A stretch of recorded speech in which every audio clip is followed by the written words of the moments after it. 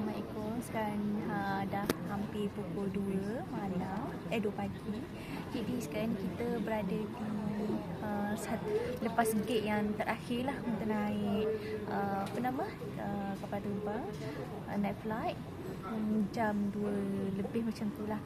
Dan Alia rasa dari Alia sekarang ni masih lagi tak percaya boleh dapat pergi ke Alaska. Seriously, rasa tak percaya.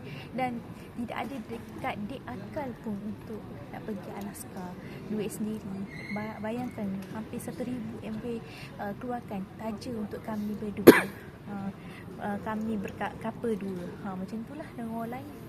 Tak tahulah macam mana nak cakap. Tapi Alia rasa macam sekarang ni, dan mulut Alia dekat bibir Alia sekarang ni sentiasa cakap Alhamdulillah, Alhamdulillah, Alhamdulillah, Alhamdulillah. Sangat bersyukur sebab Allah bagi nikmat ni di usia muda, boleh pergi dekat negara orang. Sangat-sangat bersyukur sangat-sangat.